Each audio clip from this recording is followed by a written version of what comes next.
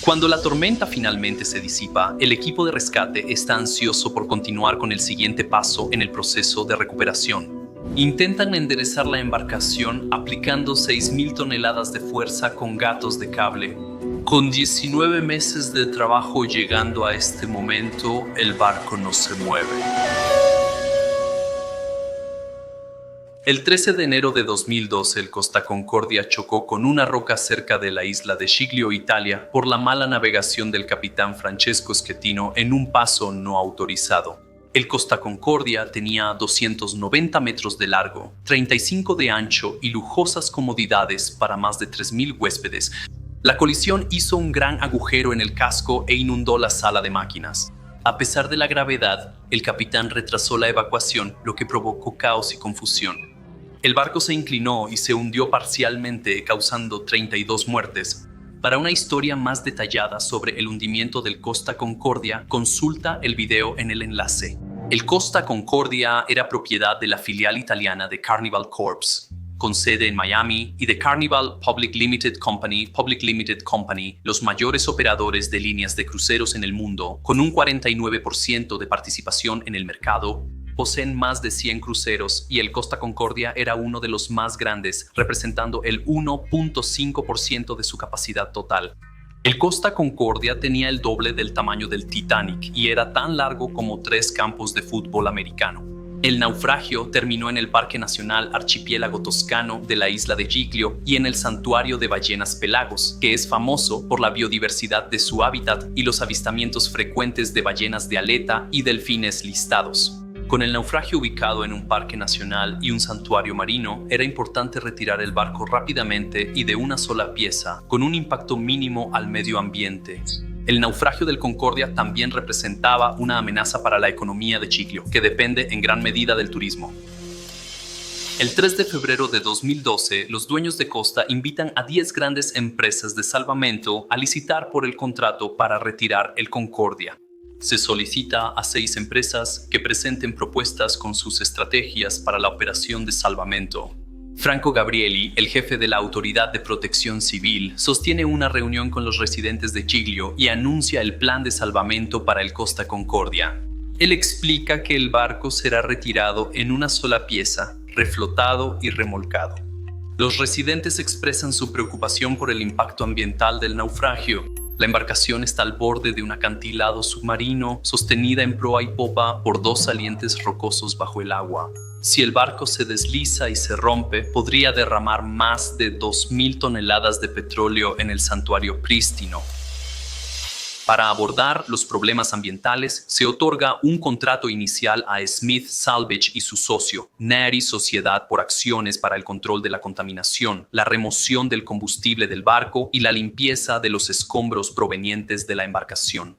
Se estima que el Concordia tiene 2.200 toneladas métricas de combustible intermedio, que es una mezcla de gas, aceite y fuelóleo pesado, y otras 185 toneladas métricas de diésel marino y lubricantes en sus 17 tanques.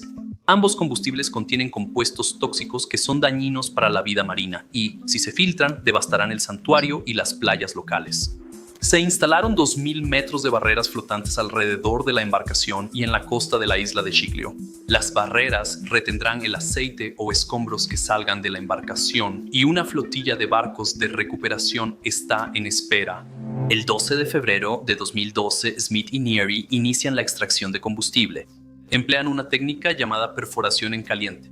Los buzos perforan el fondo del casco del barco y entran en el tanque de combustible para poder instalar una válvula de control en la parte inferior de cada tanque de combustible. Después instalan otra válvula de control en la parte superior del tanque y conectan mangueras a las válvulas superior e inferior. El combustible del barco es un aceite espeso y viscoso. El aceite se calienta para hacerlo más delgado y así pueda fluir más fácilmente. El aceite se bombea por la manguera superior y se lleva a un tanque en una barcaza en la superficie. El agua de mar se bombea al tanque a través de la manguera inferior para empujar el combustible hacia arriba y fuera del tanque, llenando el espacio, lo que ayuda a estabilizar el equilibrio del barco. Los rescatistas se mueven de un tanque a otro y el proceso toma más tiempo de lo esperado, superando el plan original de 28 días Al 24 de marzo de 2012, los 17 tanques de combustible ya estaban vacíos, lo que alivió las preocupaciones ambientales inmediatas del naufragio. Ahora, el comité BIDS tiene una decisión crucial que tomar al asignar el contrato de salvamento. El comité de licitaciones incluye expertos de Costa y Carnival, propietarios y operadores del barco, consultores de salvamento, agencias ambientales y técnicos en construcción naval.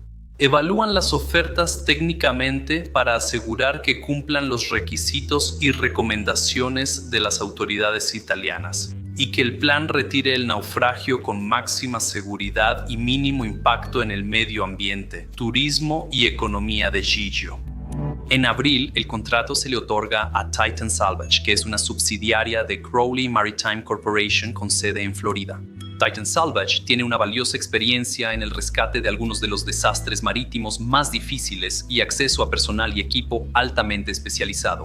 A través de otra subsidiaria de Crowley, Jensen Maritime, una firma de arquitectura naval e ingeniería marina con sede en Seattle, Titan puede proporcionar apoyo sofisticado como especialistas en gestión de proyectos, redactores de procedimientos, diseñadores, ingenieros de control de proyectos y gerentes de logística pesada. Titan se asocia con un proveedor italiano de servicios offshore en construcción e ingeniería llamado Micropiri, que cuenta con activos críticos de izaje pesado en el Mediterráneo. La operación de salvamento establece su base en el puerto de Civitavecchia.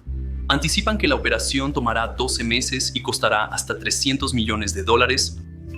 En mayo de 2012, Titan Salvage y Miguel Perry designan al sudafricano Nick Sloan para supervisar la operación de salvamento. Sloan es un maestro de salvamento altamente experimentado. Sus 40 años de experiencia marítima serán puestos a prueba en la mayor operación de salvamento de la historia. Un mes después, el equipo de salvamento comienza sus preparativos, elaborando un plan de 5 etapas para reflotar el Concordia. Los trabajadores de salvamento toman un curso de escalada de montaña de 4 días para prepararse para trabajar en los ángulos empinados del naufragio. Luego se dedican a retirar estructuras y equipos del exterior del barco como el radar, el tobogán de agua y la chimenea.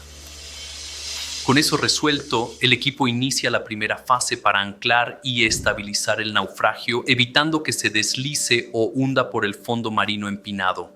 Necesitan asegurar el barco y crear un entorno que sea seguro para trabajar incluso en mal clima. Para estabilizar el barco, Nick y su equipo instalan un sistema de anclaje hecho de 4 bloques de anclaje sumergidos. Cada bloque de 35 toneladas está fijado al fondo marino entre el centro del naufragio y la costa. Ellos colocan 16 cables pesados o líneas de retención desde los 4 bloques de anclaje hasta el Concordia. Luego instalan 7 bloques de anclaje más a lo largo del barco para llevar el número total de bloques a 11. Se instalan 11 torres sobre los bloques de anclaje. Cada torre tiene 2 gatos hidráulicos de cable sujetos a un total de 22 cadenas. Cada eslabón de la cadena mide 68 centímetros y pesa 408 kilogramos. Luego, las cadenas se aseguran debajo del casco para evitar que el barco se deslice por la pendiente. El barco descansa a 70 grados y 20 metros bajo la línea de flotación. Barco asegurado, el equipo inicia fase 2. El barco ya está suspendido en la proa y la popa entre los 2 salientes de roca. Ahora necesita una plataforma para que la parte central del barco descanse sobre ella. Para crear una base estable en el terreno irregular, el equipo de buceo de Titan coloca 15.000 metros cúbicos de bolsas de lechada llenas de cemento entre los 2 salientes de roca para construir una plataforma. Cada bolsa mide como una alberca residencial. Las correas en cada bolsa facilitarán levantarlas y retirarlas al final del proyecto. 120 buzos de 11 países colaboran con operadores de grúa para colocar bolsas en el fondo marino. El proyecto realiza unas 100 inmersiones diarias a 45 metros de profundidad, cada una de 45 minutos, y luego los buzos se dirigen a la cámara hiperbárica para la descompresión. Cada buzo cuenta con 5 personas de apoyo en la superficie. El equipo de superficie da instrucciones y monitorea la profundidad y el aire de los buzos. Al final del proyecto, el equipo de buceo completa más de 22.000 inmersiones. El clima invernal llega mientras los buzos colocan las bolsas de mortero. 2 de las peores tormentas en 45 años azotan la isla en solo un par de semanas a finales de octubre.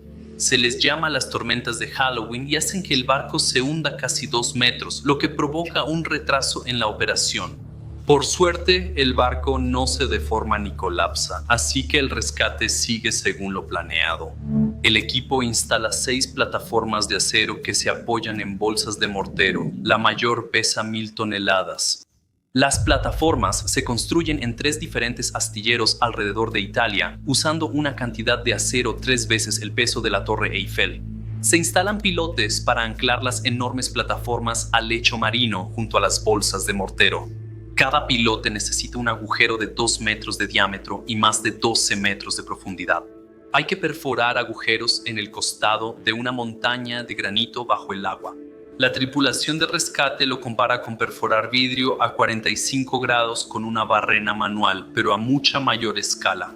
Los agujeros tienen que perforarse en el lugar correcto para que cuando lleguen las plataformas encajen en los agujeros con solo un 1% de tolerancia.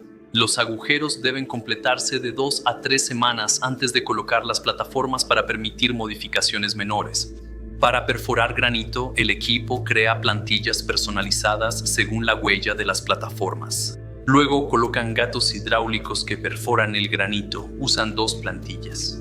Una pesa más de 75 toneladas y la más grande supera las 270 toneladas. Para proteger el medio ambiente durante la perforación, la cabeza de la perforadora está encerrada en un sistema de circuito cerrado con una tubería de 2,5 metros que va desde el lecho marino hasta la superficie para extraer los recortes de perforación y los sedimentos de lodo. Biólogos marinos de la Università La Sapienza de Roma también reubican temporalmente a más de 280 mejillones gigantes dispersos entre los prados de pasto de Neptuno para su protección. El siguiente reto es trasladar los pontones del astillero al sitio de trabajo. Los pontones son cajas de metal que se van a fijar al costado de la embarcación. Los pontones tienen mangueras y bombas de aire controladas por computadora para generar flotabilidad o añadir agua de lastre.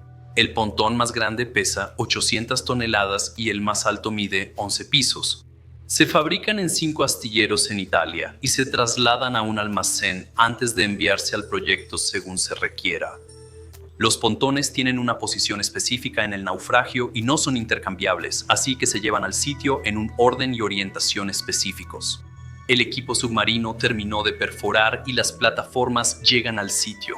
Hay un margen de error de menos de 15 centímetros en toda la longitud de la plataforma. Más allá de eso, las patas no encajarán. Las patas huecas de la plataforma se deslizan sobre los pilotes y los rescatistas suspiran aliviados al ver que encaja perfectamente.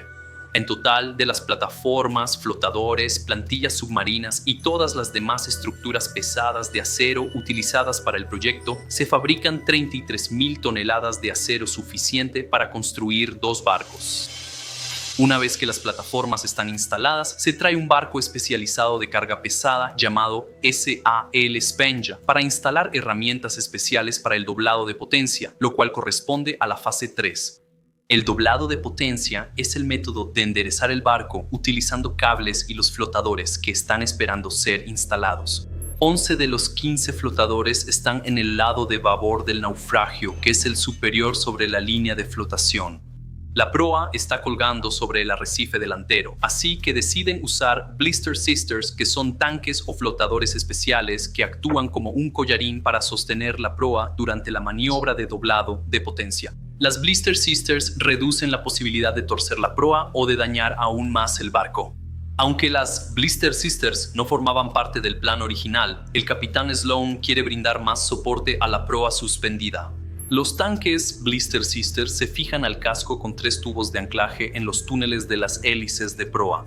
El 13 de enero de 2013, un año después del accidente, por primera vez, la operación se detiene por un día.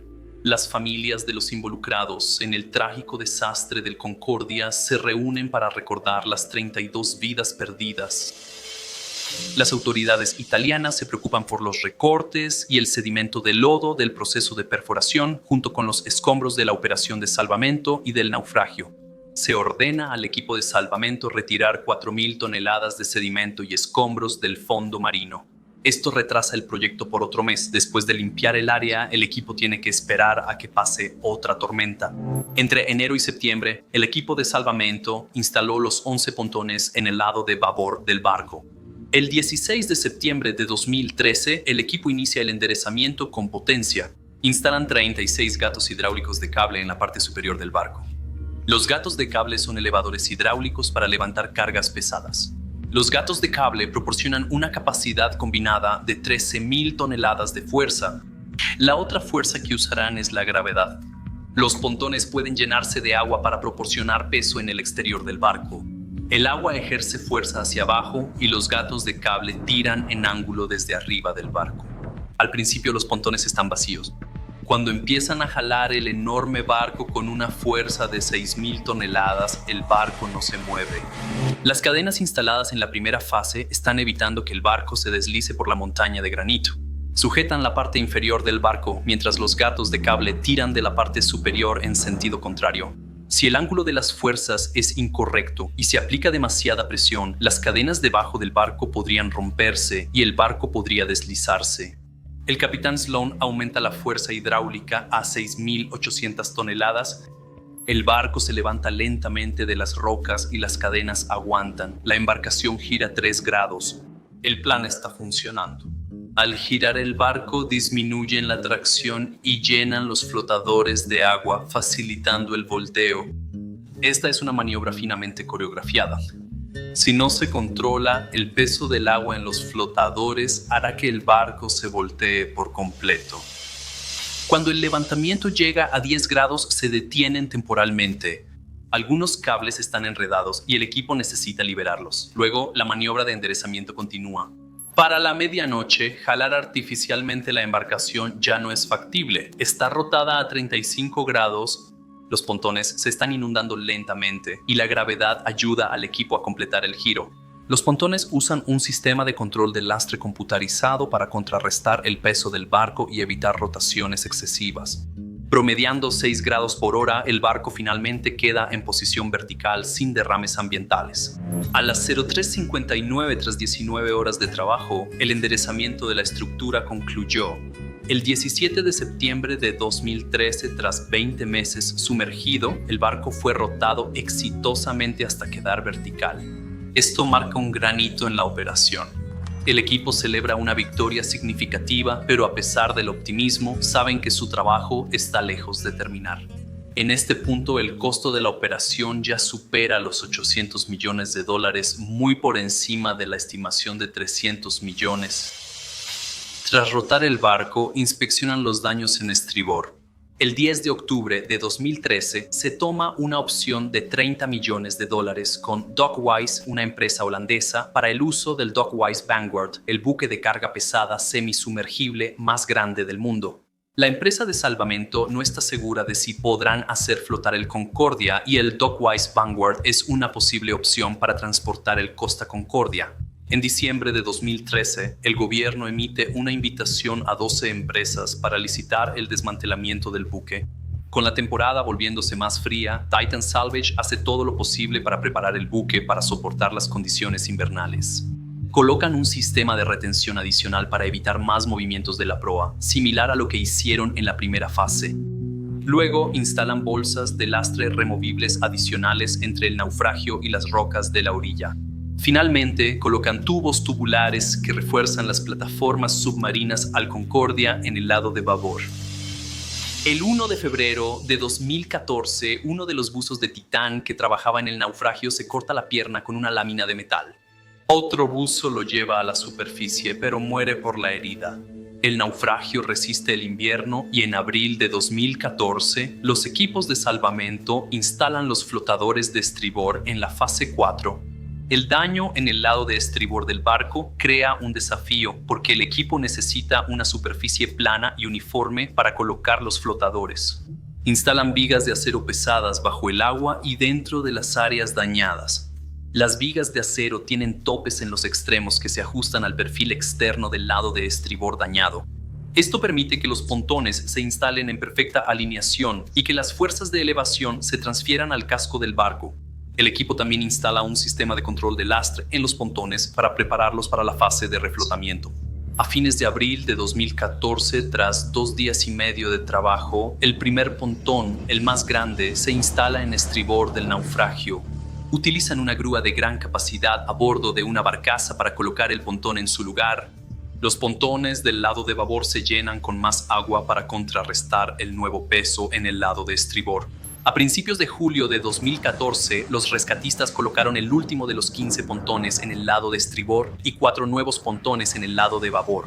Esto marca el final de la fase 4, la cual es realizada por 350 técnicos, incluyendo 120 buzos. Después de 2 años y medio ha llegado la etapa final del plan, la fase 5. El equipo planea levantar el Concordia unos metros y trasladar el naufragio 30 metros a aguas más profundas. El 14 de julio, a las 6:00 Sloan y el equipo Titan se reúnen en la sala de control remoto que sirve como centro de mando del equipo. Pueden ver toda la operación, operar y monitorear los sistemas de lastre controlados por computadora y los gatos de cable usando computadoras. Inician el levantamiento de la embarcación de 30.000 toneladas. El capitán Sloan da la orden de iniciar los sistemas neumáticos de purga que están montados en los pontones. Se bombea aire a los pontones y el agua es expulsada. El Concordia se eleva desde la plataforma, dejando 18 metros del casco bajo la línea de flotación, pero sin calado ni espacio entre el fondo marino y el barco. Los rescatistas no esperaban que no habría flotabilidad extra disponible durante el reflotamiento. Sin las Blister Sisters en la proa del naufragio, no habrían podido levantar la embarcación. El equipo de salvamento tiene que realizar una maniobra de extracción arriesgada usando remolcadores. Cuando se jala un barco que ha encallado, a menudo comienza a moverse muy lentamente y luego gana impulso y aumenta la velocidad muy rápido. Recuperar el control de una embarcación tras jalarla a máxima potencia puede ser difícil si hay poco espacio para maniobrar, pero lo logran sin problema. En 4 días, Titan Salvage ajustó el lastre para reducir el calado del barco a 18.5 metros y así llevarlo al muelle. El 22 de julio, después de más de 2 años desde el inicio de la operación, el Costa Concordia está listo para su viaje final. A la mañana siguiente, Titan Salvage lo remolca y el Concordia abandona las aguas de Giglio por última vez. Los biólogos marinos restauran cuidadosamente la vida marina que fue reubicada y continúan monitoreando la salud del entorno. Poco a poco la vida vuelve a la normalidad para este ecosistema y los habitantes de Giglio. El 27 de julio, el Concordia completa un viaje de 4 días para llegar al puerto de Génova. Fue recibido por el consorcio de reciclaje de barcos, encargado de desmantelar la enorme embarcación. El equipo lo integraban las empresas italianas CIPEM y San Giorgio del Porto. Según sus proyecciones y estrategia, esperaban que el proceso de desmantelamiento durara más de 22 meses. Para realizar el proyecto, emplearon a más de 350 personas que trabajaban en turnos casi todo el día. El 9 de octubre, el consorcio obtuvo los permisos y autorizaciones necesarios para que los procedimientos comenzaran. El puerto consistía en 2 sitios de trabajo separados. El barco estaba amarrado a un malecón en el puerto cuando comenzó el desguace. La bunchina de Voltri, que se utilizó para operaciones logísticas y gestión de residuos. Durante el proceso, la tripulación se enfocó en maximizar la recuperación de materiales valiosos del barco. El acero, aluminio y otros metales se reciclaron y reutilizaron. El desguace del barco inició desmontando y retirando muebles y accesorios de las cubiertas sobre el agua, empezando por las más altas y descendiendo. Uno de los principales objetivos de esta fase era reducir el calado del naufragio. El equipo tomó medidas para minimizar el impacto ambiental del proceso de desmantelamiento. Implementaron estrictas medidas de control y contención de la contaminación. Con cada día que pasaba, la otrora poderosa embarcación comenzaba a reducirse. El 11 de mayo de 2015, el casco fue remolcado 10 millas al muelle Superbacino en Génova, donde desmantelaron las cubiertas superiores y la superestructura. En agosto de 2016, retiraron el último pontón y las estructuras externas restantes. Con el casco del Costa Concordia ya expuesto, pasaron a la fase final. En septiembre de 2016, el casco del barco fue transportado al dique seco número 4 de Génova. Retiraron todos los accesorios interiores y demolieron las superestructuras restantes. El desguace final del barco se completó con más de 53.000 toneladas de acero recicladas.